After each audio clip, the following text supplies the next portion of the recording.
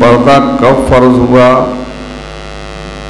اس کا سبب کیا ہوا، اس کے بارے میں کچھ بیان ہو چکا تھا۔ اسلام سے پہلے پردے کا رواج نہ تھا۔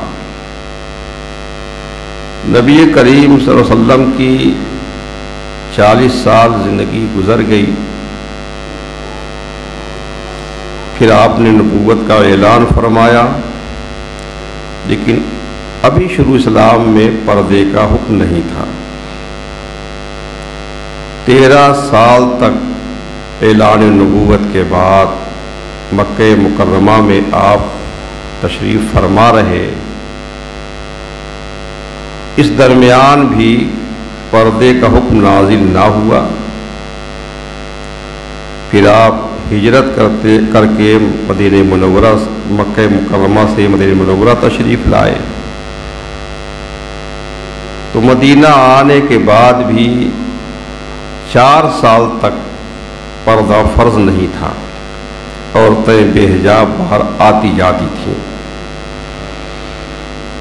سن 5 ہجری میں پردہ فرض ہوا۔ اس کے اسباب ہم نے بتائے تھے۔ پہلا سبب یہ کہ نبی کریم صلی اللہ علیہ وسلم عرب کے رواج کے مطابق اپنی بیویوں کو پردے میں نہیں رکھتے تھے۔ شروع میں کیا 13 سال بلکہ 17 سال تک، مگر آپ یہ پسند فرماتے تھے کہ خواتین پردے میں رہیں۔ اس سلسلے میں آپ وحی کا انتظار فرما رہے تھے کہ جب اللہ کا حکم ہوگا تو پردے کا حکم دیا جائے۔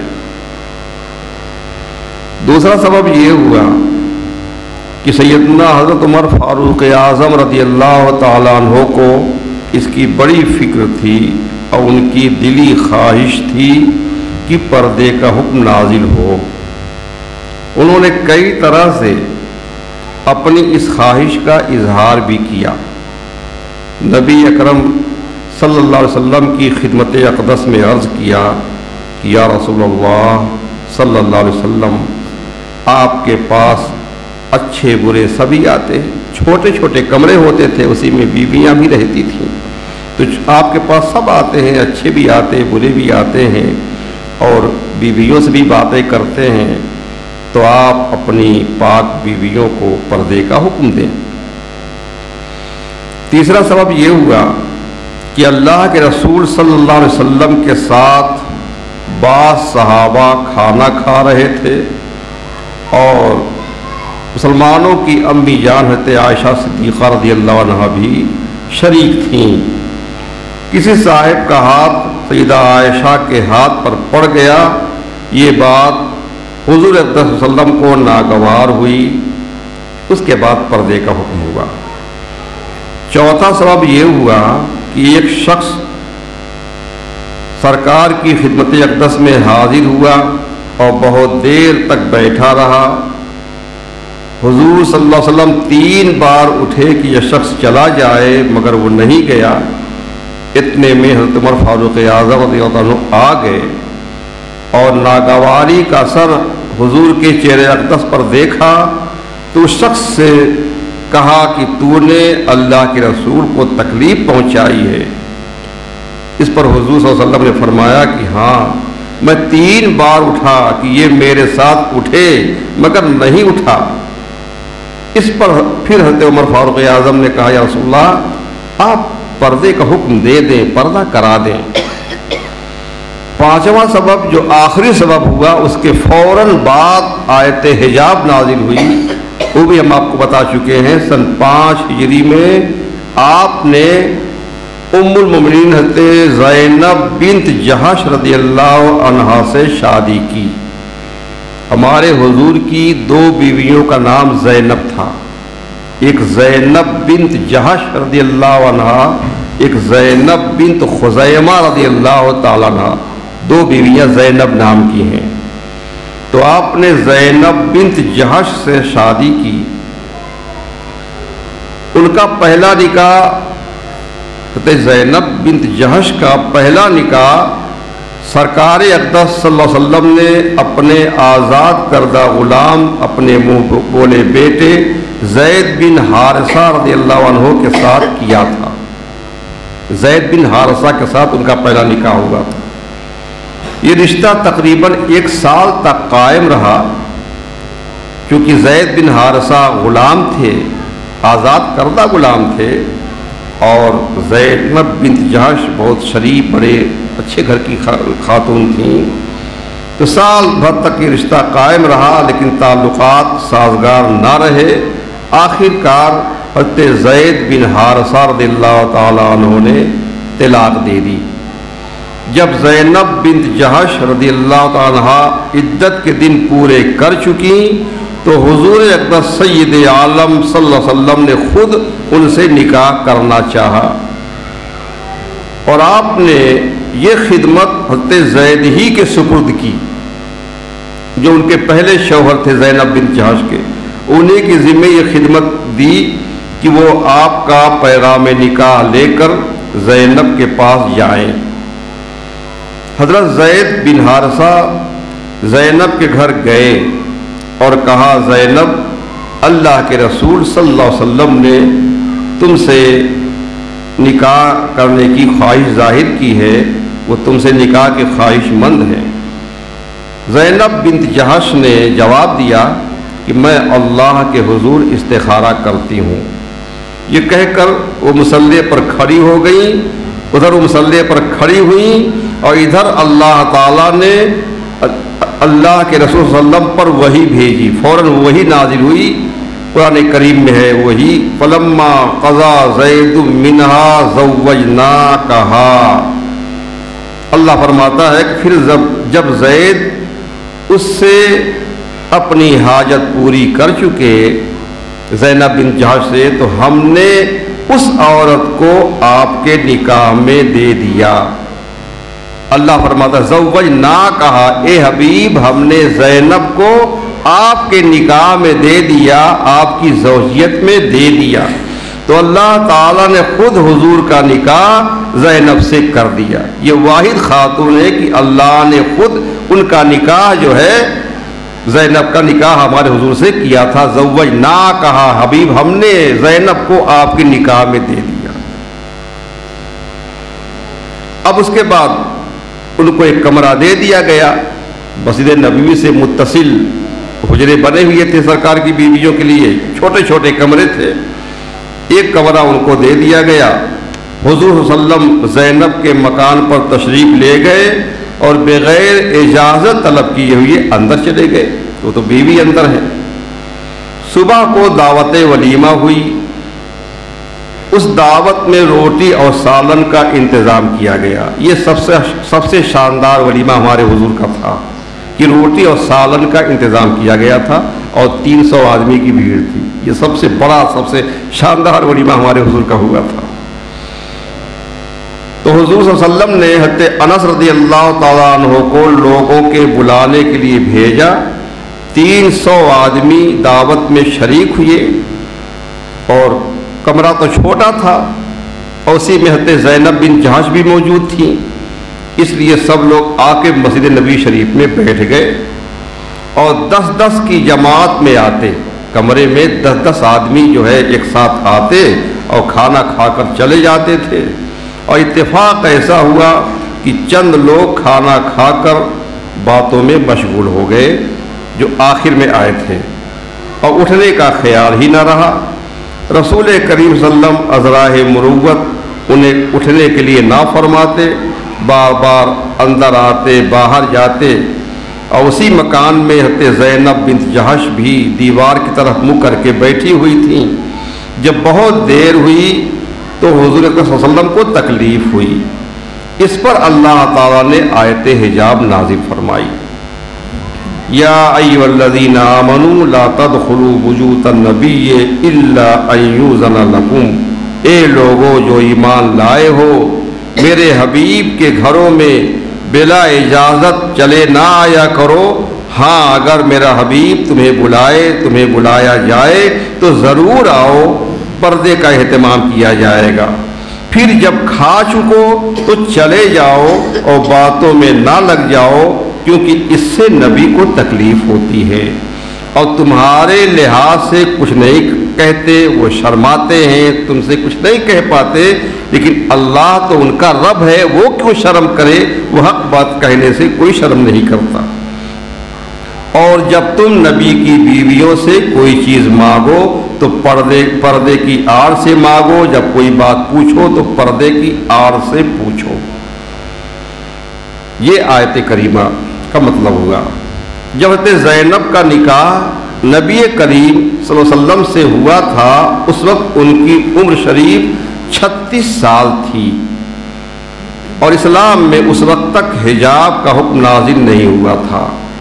دعوت ولیمہ میں جب یہ واقعہ پیش آیا، اب آیت حجاب نازل ہوئی، پردے کا حکم نازل ہوا۔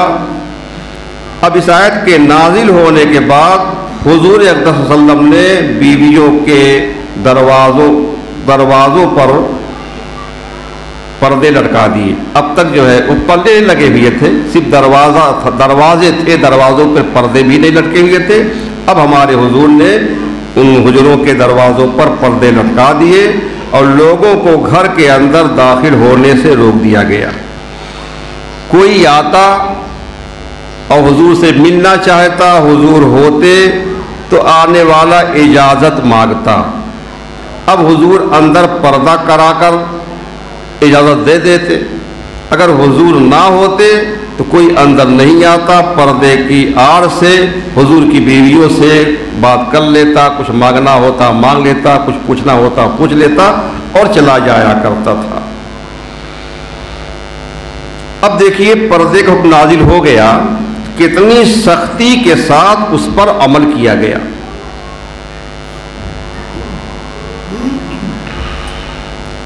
اس کا اندازہ آپ اس حدیث سے کریں۔ ابو داؤد شریف اور ترمذی شریف دونوں میں حدیث ہے، حضور اقدس صلی اللہ علیہ وسلم اپنے مکان میں تشریف فرما ہے، جس کمرے میں تشریف فرما ہے آپ کے ساتھ میں سرکار کی 2 بیویاں ہیں، حضرت ام سلمہ اور حضرت میمونہ رضی اللہ تعالی عنہما۔ خدمت اقدس میں حضرت عبداللہ بن ام مکتوم رضی اللہ تعالی عنہ حاضر ہوئے۔ یہ عبداللہ بن ام مکتوم یہ نابینا تھے، دونوں آنکھوں سے معذور تھے، ان کو بالکل سجائی نہیں دیتا تھا۔ دروازے کے باہر سے اندر آنے کی اجازت مانگی، حضور صلی اللہ علیہ وسلم نے اجازت دے دی اور دونوں خواتین سے فرمایا کہ تم ہٹ جاؤ، پردہ کر لو، عبداللہ آ رہے ہیں۔ بیویوں نے کہا کہ یا رسول اللہ یہ تو اندھے ہیں، ہم کو کیا دیکھیں گے؟ تو آپ نے ارشاد فرمایا افعم یا وانے انتما الستما تبصرانہ، کیا تم دونوں بھی اندھی ہو؟ کیا تم انہیں نہیں دیکھ سکتی؟ وہ اندھے ہیں، تم تو اندھی نہیں ہو۔ اس حدیث سے معلوم ہوا کہ جس طرح مردوں کے لیے عورتوں کو دیکھنا ناجائز ہے، اسی طرح عورتوں کے لیے غیر محرم مردوں کو دیکھنا ناجائز ہے۔ مسلمان عورت کے لیے اجنبی مردوں سے پردہ کرنا فرض ہے۔ اس پردے کے 3 درجے ہیں، حجاب کی 3 قسمیں ہیں، پردے کے 3 درجے ہیں، 3 قسمیں ہیں۔ پردے کا سب سے ادنا درجہ، اس پر بھی اب عمل نہیں ہو پا رہا ہے، یہ سب سے ادنا درجہ یہ ہے کہ چہرے اور ہتھیلیوں اور پیروں کے سوا باقی تمام بدن کو کپڑے سے چھپایا جائے۔ صرف چہرہ، بال نہیں، صرف چہرہ اور یہ ہتھیلی کھلی، یہ ہتھیلی گٹوں کے ادھر تک، اور پیر ٹخنوں کے نیچے پیر، ان کے سوا پورے بدن کو کپڑے سے چھپایا جائے۔ یہ سب سے ادنا درجے کا پردہ ہے، اور اس درجے کا ثبوت سورہ نور کی یہ آیت ہے وَلَا يُبْدِينَ زِينَتَهُنَّ إِلَّا مَا ظَهَرَ مِنْهَا، یعنی عورتیں اپنے زینت کے مواقع کو ظاہر نہ کریں، چھپائے رکھیں، مگر ان میں سے جو غالباً کھلا ہی رہتا ہے۔ تو کیا کھلا رہتا ہے؟ اس کی تفسیر حدیث میں چہرے اور ہتھیلیوں کے ساتھ کی گئی ہے کہ چہرہ اور ہتھیلیاں کہ ان کا کھولنا ضرورت کی وجہ سے مستثنا ہے، اور پیروں کو قیاساً اس میں داخل کیا گیا ہے۔ حدیث میں صرف چہرے اور ہاتھ کی بات ہے، اور قیاس کے اعتبار سے پیر کو بھی داخل کیا کہ پیر بھی تخنہ کے نیچے تک کھول سکتی ہے۔ ابو داؤد نے روایت کی ہے کہ فرمایا رسول اللہ صلی اللہ علیہ وسلم نے، اے اسما، حضرت عائشہ کی بہن حضرت اسما ہے، اے اسما، جب بالغ ہو جائے تو سوائے اس کے اور کسی عضو کا اجنبی مردوں کے سامنے کھولنا جائز نہیں۔ اس کے بس اشارہ کر دیا، چہرہ اور یہ ہاتھ، سوائے اس کے اور کا حصہ کھولنا جائز نہیں ہے۔ حضور نے اپنے چہرے اور ہتھیلی کی طرف اشارہ فرمایا۔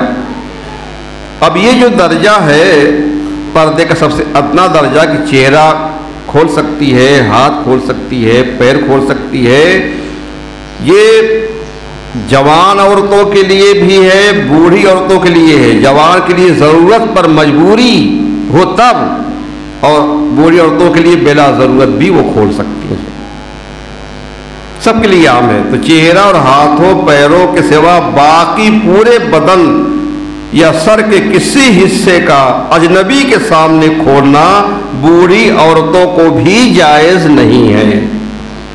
چہرہ وغیرہ صرف بوڑھی عورتیں کھول سکتی ہیں اجنبی کے سامنے، جوان اور ادھیڑ عورتیں چہرہ وغیرہ بغیر ضرورت کے نہیں کھول سکتی۔ اس پر دیکھیں سورہ نور میں ہے، اللہ تعالیٰ ارشاد فرماتا ہے، وَالْقَوَاعِدُ مِنَ النِّسَاءِ اللَّاتِي لَا يَرْجُونَ نِكَاحًا فَلَيْسَ عَلَيْهِنَّ جُنَاحٌ أَن يَضَعْنَ ثِيَابَهُنَّ غَيْرَ مُتَبَرِّجَاتٍ بِزِينَةٍ وَأَن يَسْتَعْفِفْنَ خَيْرٌ لَهُنَّ، یعنی اور بڑی بوڑھی عورتیں جن کو نکاح کی کچھ امید نہ رہی ہو، نکاح کی خواہش نہ ہو، مرد کی ضرورت نہ ہو، جب اتنی بوڑھی ہو جائے کوئی خواہش اور شہوت نہ رہ جائے، تو ان کو جو ہے اس بات میں کوئی گناہ نہیں کہ اپنے زائد کپڑے اتار رکھیں، جن سے چہرے وغیرہ چھپایا جاتا ہے، وہ زائد کپڑے یعنی حجاب، نقاب یا اوپر والی چادر جو اتار سکتی ہیں، بشرطے کی زینت کے مواقع کا اظہار نہ کریں۔ تو یہ بوڑھی عورتیں نقاب نہ لگائیں تو کوئی حرج نہیں ہے، چہرہ ان کا کھلا رہے اور ہتھیلی اتنی کھلی رہے، چادر اوڑھے نہ اوڑھے، صرف دوپٹہ اوڑھے ہو، کوئی حرج نہیں ہے۔ لیکن پھر قرآن شریفی میں ہے وَيَسْتَعْفِفْنَ خَيْرٌ لَهُنَّ، اس سے بھی احتیاط کریں تو ان کے لیے اور زیادہ بہتر ہے۔ تو بوڑھی عورتیں بھی نقاب لگائے رہیں یا چادر سے چہرہ ڈھکے رہیں، یہی زیادہ بہتر ہے۔ تو بوڑھی عورتیں جو نکاح کے قابل نہ رہیں ان کو تمام بدن ظاہر کرنے کی تو اجازت نہیں ہے، ہاں چہرہ اور ہتھیلیاں کھولنے کی اجازت ہے۔ لہذا بوڑھی عورتیں اگر مردوں کے سامنے چادر برقع وغیرہ نہ لگائے ہوں جن سے منہ یا ہاتھ چھپایا جاتا ہے تو اس میں گناہ نہیں، اور اگر یہ بوڑھی عورتیں اس سے بھی پرہیز کریں اور چہرہ اور ہاتھ چھپائے رہیں تو یہ ان کے لیے بہتر ہے۔ مستحب ان کے لیے بھی یہی ہے کہ نقاب لگائے رہیں یا چادر ڈالے رہیں تاکہ چہرہ وغیرہ چھپا رہے۔ یہ پردے کا ادنا درجہ تھا۔ پردے کا اوسط درجہ، بیچ والا درجہ، دوسرا درجہ یہ ہے کہ چہرہ، ہتھیلیوں اور پیروں کو بھی نقاب وغیرہ سے چھپایا جائے، چہرہ بھی چھپا ہو، ہاتھ بھی چھپے ہوں، اس طرح سے کہ دستانہ لگائے ہو یا جو ہے ہاتھ چادر کے اندر کی ہوئی ہو، پیر وغیرہ بھی چھپایا جائے، یوں کہ آنکھوں کی خوبصورتی بھی ظاہر نہ ہو، اس طرح سے کہ ان کی آنکھیں بھی کوئی نہ دے سکے، وہ دیکھیں لیکن ان کو کوئی نہ دے سکے، آنکھوں کی خوبصورتی بھی بالکل ظاہر نہ ہو۔ یہ دوسرے درجے کا پردہ۔ اس درجے کے پردے کا ثبوت سورہ احزاب کی یہ آیت ہے، اللہ تعالیٰ ارشاد فرماتا ہے یدنین علیہن من جلابیبہن یعنی عورتوں کو اگر سخت ضرورت کے وقت گھر سے نکلنا ہو، یعنی گھر سے نہ نکلیں، اگر سخت ضرورت کے وقت گھر سے نکلنا ہو تو اپنے اوپر چادر ڈال لیا کریں، یعنی اپنے چہروں کو بھی چھپائے رکھیں۔ بخاری اور مسلم میں ایک حدیث مروی ہے، ایک عورت نے کہا یا رسول اللہ صلی اللہ علیہ وسلم اگر ہم میں سے کسی کے پاس چادر نہ ہو تو عیدگاہ کیسے جائیں؟ شروع میں عورتیں مسجدوں میں نماز پڑھنے بھی جاتی تھیں پردے کے ساتھ، اور عیدگاہ میں بھی جانے کا حکم تھا تاکہ دین کی باتیں سنیں۔ وہ نماز نہیں پڑھیں گی، بقرعید کی کنارے بیٹھی رہیں گی۔ تو اس میں جو عورتیں ناپاک تھیں حضور نے فرمایا وہ عورتیں بھی جائیں، حیض والیاں بھی جائیں۔ اس پر جو ہے ایک عورت نے کہا کہ رسول اللہ ہم میں سے کسی کے پاس چادر نہ ہو تو عیدگاہ کیسے جائیں؟ تو آپ نے فرمایا کہ اس کے ساتھ والی اس کو اپنی چادر اڑا لے، چادر میں اس کو لپیٹ لے۔ آج کل پردے دار عورتیں برقع پہن کر جسم کو چھپا لیتی ہیں، دستانے اور موزے پہن کر ہاتھ پاؤں کی زینت چھپا لیتی ہیں۔ حرمین شریف میں آپ دیکھیے، مکہ مکرمہ میں، مدینہ منورہ میں جو لوگ گئے ہیں جانتے ہیں، جو عورتیں وہاں خدمت میں ہیں حرمین شریفین کی، ان کا پردہ دیکھیے آپ، کالا پردہ ہوتا ہے، لیکن پردہ اتنا ڈھیلا ڈھالا نقاب ہوتا ہے کہ بدن کی بناوٹ بالکل ظاہر نہیں ہو سکتی کہ موٹی عورت ہے کہ دبلی ہے، آنکھیں بھی نظر نہیں آتی، انگلیاں بھی کوئی نہیں دیکھ سکتا، انگلیاں بھی ان کی وہ دستانہ پہنے ہوتی ہے کالے رنگ کا، پیر کا انگوٹھا، پیر کی انگلیاں بھی کوئی دیکھ نہیں سکتا۔ وہ حقیقت میں حجاب وہی ہے، پردہ وہی ہے۔ یہ دوسرے درجے کا پردہ ہے کہ آدمی دیکھے گا تو پردے کے اوپر سے دیکھے گا، بدن کا ایک حصہ بھی کسی کی نظر میں، اس کی نظر میں، مرد کی نظر میں نہیں آئے گا۔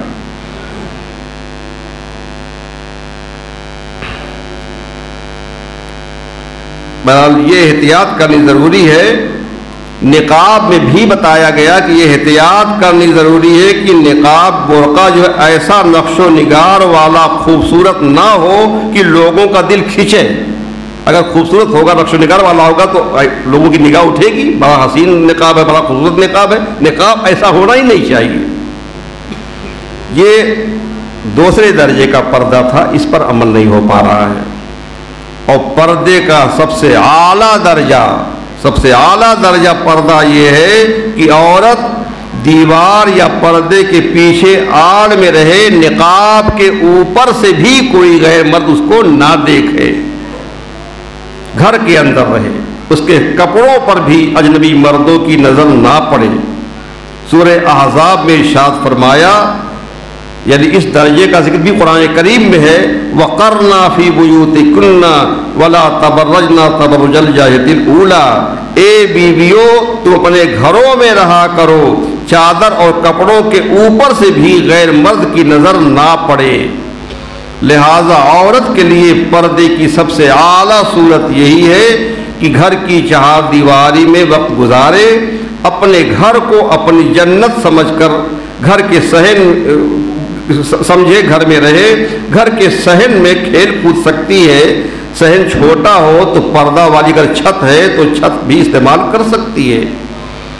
اس درجے پر عمل کرنے والی جو عورت ہوتی ہے اس کو ولایت کا درجہ حاصل ہوتا ہے، وہ ولایت کا مقام پاتی ہے، قرب الہی حاصل کرنے والی عورت ہوتی ہے۔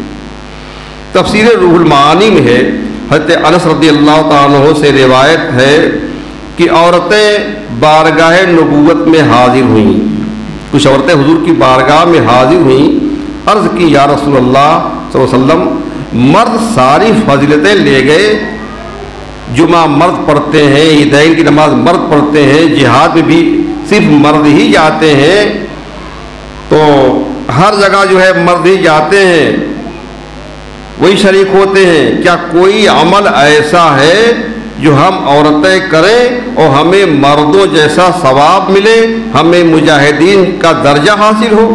تو ارشاد فرمایا کہ ہاں، تم میں سے جو عورت اپنے گھر میں رہا کرے، بلا ضرورت گھر سے باہر نہ نکلا کرے، غیر مردوں سے اپنے آپ کو چھپائے رہے، گھر میں رہا کرے، اسے اللہ کی راہ میں جہاد کرنے والوں کا درجہ ملے گا۔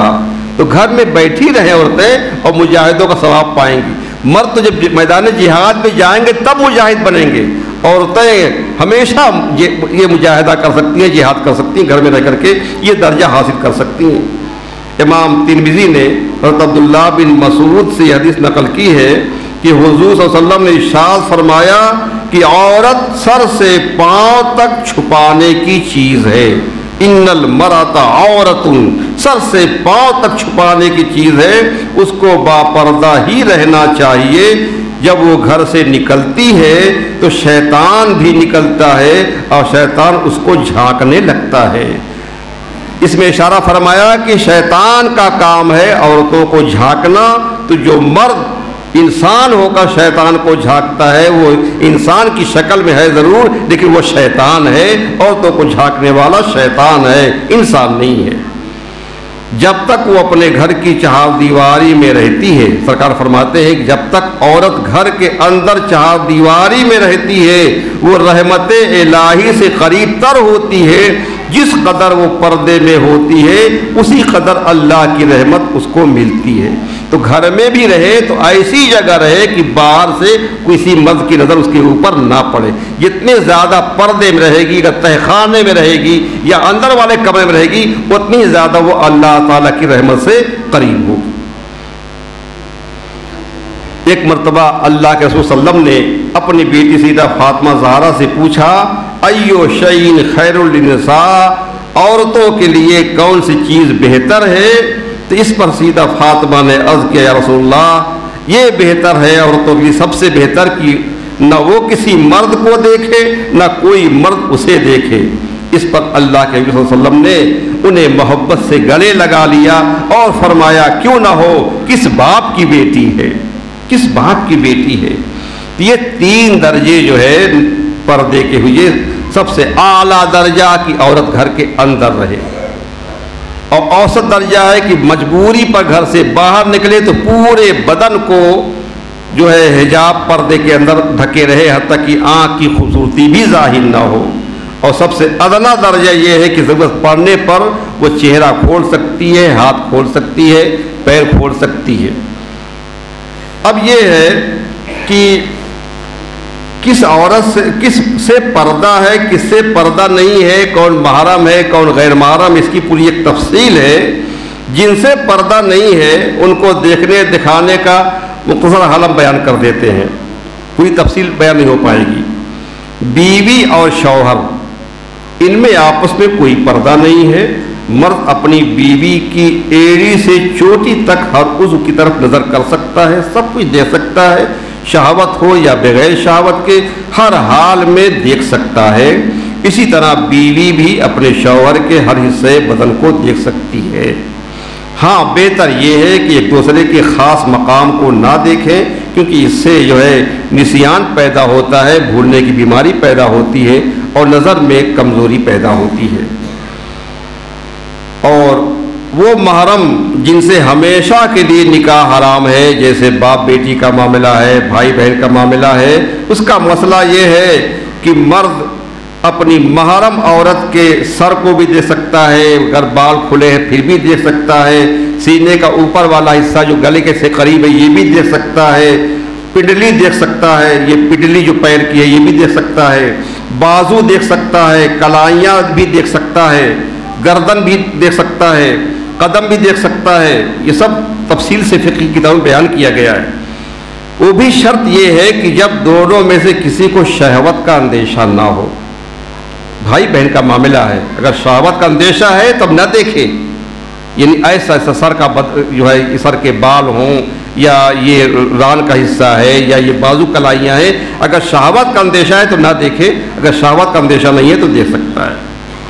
محرم عورتوں کا پیٹ بھی پیٹ نہیں دے سکتا, پیٹھ نہیں دے سکتا اور ران بھی نہیں دے سکتا. اگر پیٹ کھلا ہے عورت کا یا پیٹھ کھلی ہے یا ران کھلی ہے, بھلے وہ سکی بہن ہے یا بیٹی ہے, نہیں دے سکتا ہے. اسی طرح کروٹ اور گھٹنے کی طرف بھی نظر کرنا جائز نہیں ہے. یہ مختصر ہم نے بیان کر دیا ہے. اللہ تعالی ہم سب کو حیا شرم عطا فرمائے, ہماری بہنوں کو, بیٹیوں کو, ہماری اسلامی خواتین کو اللہ تعالیٰ سیدہ فاطمہ زہرا کے حجاب کے صدقے میں سب کو جو ہے باحجاب رہنے کی توفیق عطا فرمائے. فاتحہ.